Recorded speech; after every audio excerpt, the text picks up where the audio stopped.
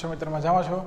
આજે ફરી હું આપની સમક્ષ એકવાર ધોરણ 7માં વિષય સામાજિક વિજ્ઞાન ચેપ્ટર 4 મધ્યયુગીન સ્થાપત્યો, શહેરો, વેપારી અને કારીગરો. બરાબર. તો આજે આપણે જોવાનું છે આ સમયના લાહોર, જૈનપુર અને ઢાકા વેપારી માર્ગો પર આવતા હોવાથી તેનો શહેરો તરીકે વિકાસ થયો હતો. તો શહેરીકરણ આપણે આગળના વિડીયોમાં શહેરીકરણ એવું જોયું.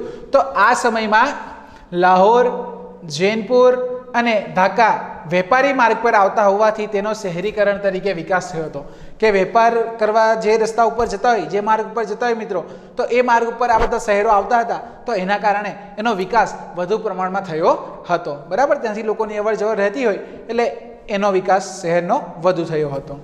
જ્યારે શીખ ધર્મને કારણે અમૃતસર પણ અગત્યનું શહેરી કેન્દ્ર બન્યું હતું. કે શીખ ધર્મને કારણે આ અમૃતસર પણ એક અગત્યનું શહેરીકરણનું કેન્દ્ર બની ગયું હતું આ શીખ સમાજના લોકોને કારણે. દક્ષિણ ભારતમાં દેવગિરી, દૌલતાબાદ ઉત્તર અને દક્ષિણને જોડતું સમૃદ્ધ શહેરી કેન્દ્ર હતું. કે દક્ષિણ ભારતમાં દેવગિરી, દૌલતાબાદ ઉત્તર અને દક્ષિણને જોડતું સમૃદ્ધ શહેરી કેન્દ્ર હતું. કયું? આ દૌલતાબાદ દેવગિરી તરીકે ઓળખાતું હતું. એ સમૃદ્ધ કેન્દ્ર હતું આ શહેરીકરણનું. બરાબર. મરાઠા સામ્રાજ્યમાં પુણે, સતારા, ગ્વાલિયર અને વડોદરા જેવા શહેરોનો વિકાસ થયો હતો. કે મરાઠા સામ્રાજ્યમાં તો પુણે, સતારા, ગ્વાલિયર અને વડોદરા આવા જે શહેરો છે મોટા અત્યારના સમયમાં આપણે હાલના સમયમાં ઓળખી શકીએ. તો એ શહેરોનો વિકાસ આ મરાઠા સામ્રાજ્યમાં વધુ પ્રમાણમાં થયો હતો. તો યુરોપિયન કંપનીઓના આગમનને કારણે યુરોપિયન કંપની જ્યારે ભારત દેશમાં આવી તો ત્યારે દીવ, દમણ, ગોવા, મુંબઈ, મદ્રાસ, પોંડિચેરી, કોચી, ચંદ્રનગર અને સુરતનો શહેરી કેન્દ્રો તરીકે વિશિષ્ટ વિકાસ થયો હતો. યુરોપિયન કંપની ભારતમાં આવી ત્યારે કયા શહેરોનો વિકાસ થયો તે મિત્રો? તો ત્યારે દીવ, દમણ, ગોવા, મુંબઈ, મદ્રાસ, પોંડિચેરી, કોચી, ચંદ્રનગર અને સુરત આવા શહેરોનો વિકાસ ક્યારે થયો? જ્યારે યુરોપિયન પ્રજા ભારત દેશમાં આવી ત્યારે. વિદેશથી જે વેપારીઓ આપણા ભારત દેશમાં વેપાર કરવા આવ્યા તો એ આવ્યા ત્યારના સમયમાં આ બધા શહેરોનો વિકાસ થયો હતો. બરાબર. વિજયનગરની રાજધાની હમ્પી હતું. વિજયનગરની રાજધાની શું હતું? હમ્પી. બરાબર. આ હમ્પી નામનું એક સ્થળ હતું. હમ્પીમાં આવેલા વિદેશી મુસાફરોએ હમ્પીના વિશિષ્ટ હુનર ઉદ્યોગની માહિતી આપી. કે હમ્પીમાં આવેલા વિદેશી મુસાફરો જે આવ્યા હતા વેપાર કરવા તો એમણે હમ્પીના વિશિષ્ટ હુનર ઉદ્યોગની માહિતી આપી. હુનર ઉદ્યોગ શું છે ત્યાં હમ્પી રાજધાનીમાં આ વિજયનગરની રાજધાનીમાં જોવા મળ્યો હતો આ વિદેશી પ્રવાસીઓને. વિજયનગરથી સુતરાઉ કાપડ, રેશમી કાપડ અને મસાલા સહિતની ચીજવસ્તુઓ યુરોપ સુધી જતી હતી. કે વિજયનગરથી સુતરાઉ કાપડ, રેશમી કાપડ અને મસાલા સહિતની ચીજવસ્તુઓ આ બધી વસ્તુઓ એ યુરોપ સુધી જતી હતી. ક્યાં સુધી જતી હતી? યુરોપ સુધી.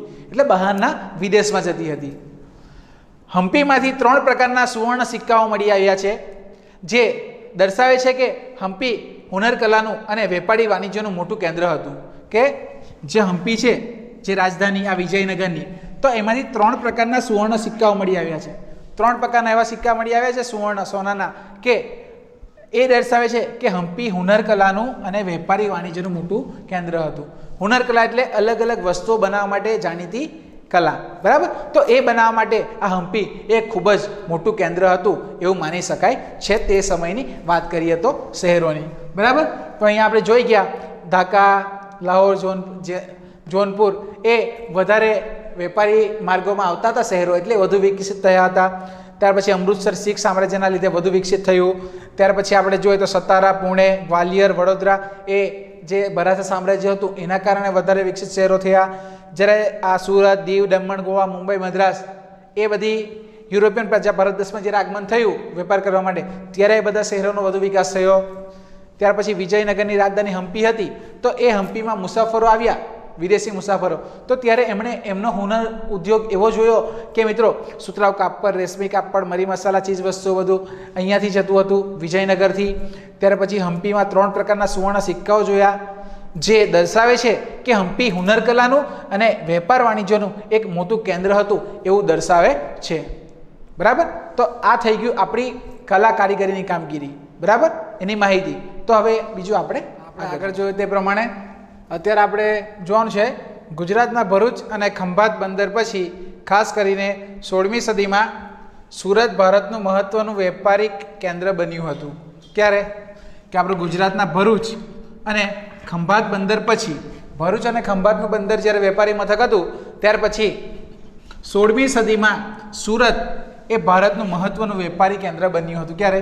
16મી સદીમાં સુરત, ભરૂચ અને ખંભાત બંદર પછી સુરત એ મહત્વનું વેપારી કેન્દ્ર બન્યું હતું આપણા ગુજરાત માટે.